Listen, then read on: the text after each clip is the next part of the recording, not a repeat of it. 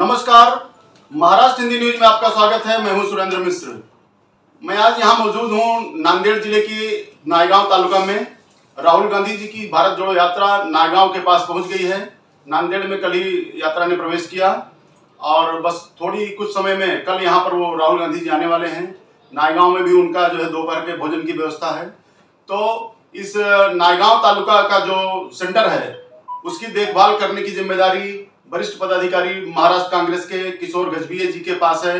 वो भी एक कैंप की जो है उनके पास देखरेख करने का जिम्मा है। तो मैं बात करूंगा उनसे और जानना चाहूंगा कि क्या तैयारी है, प्रतिक्रिया क्या लोगों की प्रतिक्रिया है उसके बारे में। गजभिये साहब, यात्रा जो राहुल गांधी जी की हो रही है उसकी पहली प्रतिक्रिया आपकी क्या है?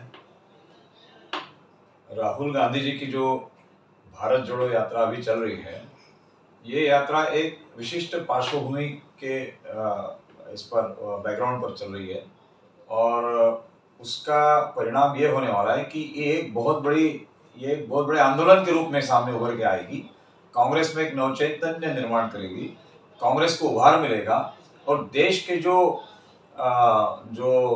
भाईचारे वाली ताकतें हैं या सांप्रदायिक ताकतों को विरोध करने वाली जो ताकतें हैं या लोगों में सेक्युलरिज्म को, धर्मनिरपेक्षता को बढ़ावा देने वाली जो ताकतें हैं, वो सारे लोग इकट्ठा आ रहे हैं, जिसमें सिविल सोसाइटी हैं, पढ़े लिखे लोग हैं, कलाकार हैं, गरीब हैं, दलित हैं, मुस्लिम लोग हैं, अल्पसंख्यक हैं, सभी लोग हैं।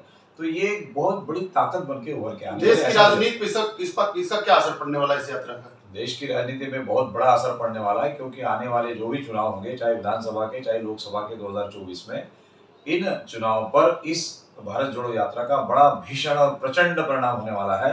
क्योंकि कुल मिलाकर कुछ सीटें ऐसी हैं हमारे देश में, लगभग 160 सीटें जो भाजपा ने जीती है, लेकिन जो विरोधी पार्टियों के जो उम्मीदवार थे बड़े थोड़े फर्क से हारे हैं। अगर ये भारत जोड़ो यात्रा में जो लोग शामिल है, जो पार्टियां शामिल है, जो सारे लोग शामिल है, विरोधी पक्ष भी कुछ लोग ऐसे हैं जो इसमें शामिल है, ये अगर कारगर हुआ तो ये 1 से 60 सीटों पर भाजपा को शायद पराभव का सामना। आप भी यहाँ जो तैयारी समिति है, आप एक सेंटर की जिम्मेदारी आपके ऊपर है, नायगांव सेंटर में आप भी जो है देखरेख की जिम्मेदारी आपके ऊपर है। क्या तैयारी किया है आप लोगों ने, क्या तैयारी है आपकी? देखिए, भारत जोड़ो यात्रा में जो नांदेड़ जिले में जो प्रोग्राम है, वो प्रोग्राम 7 तारीख से लेकर तो 10 तारीख तक का था।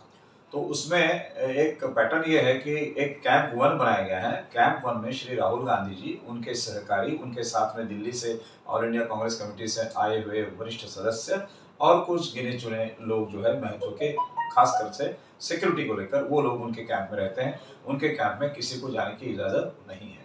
फिर है कैंप 2। कैंप 2 में ऑल इंडिया कांग्रेस कमेटी के कांग्रेस के पदाधिकारी, महाराष्ट्र प्रदेश कांग्रेस कमेटी के पदाधिकारी और जिस जिले में यात्रा हो रही है उस जिले के कुछ पदाधिकारी, इस प्रकार से करीब 500 लोगों के लिए व्यवस्था की जाती है। उसके बाद है कैंप 3। कैंप तीसरा जो है, इसमें आम जनता, लेखक, पत्रकार, बाकी सब जो लोग इसके साथ जुड़े हैं, वॉलंटियर्स, NGO, उनके लोग जो साथ चल रहे हैं और खास तौर से जो 14 दिन की यात्रा कम से कम कर रहे हैं, ऐसे लोगों को उसमें प्रवेश दिया जाता है। आम जनता को भी कैंप 3 में प्रवेश दिया जाएगा, लेकिन अगर वहाँ पर फैसिलिटी अच्छी हो तो सारे लोगों को प्रवेश दिया जाता है, अन्यथा वहाँ पर भी कुछ रिस्ट्रिक्शन होते हैं। लेकिन हमने ये देखा है अनुभव में, क्योंकि मैं तो 5 तारीख से लगातार इस यात्रा के साथ कैंप में रहकर मैं काम कर रहा हूँ और अभी मैं नायगांव में भी आज हॉल्ट करूँगा और कल ड्यूटी मेरी है, कैंप 2 को संभालने की ड्यूटी कैंप इंचार्ज के रूप में। तो हमने ये देखा है कि हर जगह इतनी अच्छी व्यवस्था है कि जो लोग कन्याकुमारी से चल के इस यात्रा में आ रहे हैं, उनका ये कहना है कि अभी तक का जो भी प्रोग्राम हर स्टेट में हुआ है, उसमें सबसे बढ़िया उत्तम अरेंजमेंट यहाँ पर महाराष्ट्र में नांदेड़ में हुआ है। चाहे वो रहने का हो, चाहे खाने का हो, चाहे पत्रकारिता का हो, चाहे चलने का हो, चाहे गाड़ियों का हो, चाहे बस का हो, सारा इंतजाम बहुत अच्छा है। धन्यवाद। धन्यवाद।